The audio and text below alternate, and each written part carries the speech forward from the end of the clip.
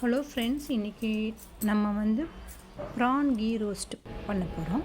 அதுக்கு நான் 1/4 kilo PRAN எடுத்திருக்கேன். அப்புறம் இதுக்கு வந்து தனியா, மிளகு, சீரகம் இதெல்லாம் ஒரு ஸ்பூன் வந்து நம்ம மிளகு, சீரகம், சோம்பு, அப்புறம் காஞ்ச மிளகா ஒரு 4 போட்டுக்கலாம்.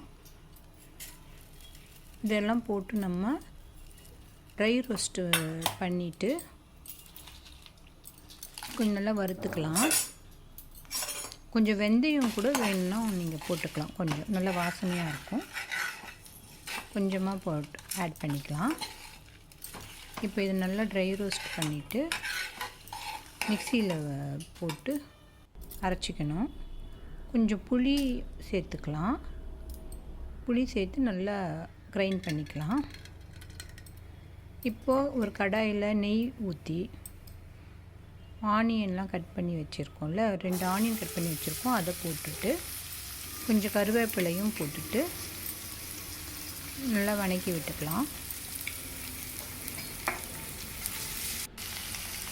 இந்த ப்ரான் வந்து சாப்பாட்டுக்கு எல்லாத்துக்குமே நல்லாயிருக்கும்.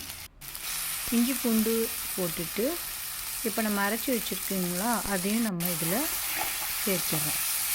இப்போ இது நல்லா வந்து நம்ம கலந்து விட்டு நல்லா வதக்கிட்ட பிறகு உப்பு எப்படி இருக்குதுன்னு பார்த்து நம்ம கொஞ்சம் போட்டுக்கிறோம்.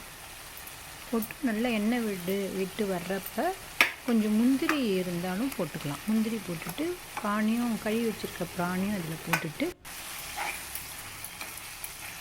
நல்லா வதக்கி விட்டுருங்க.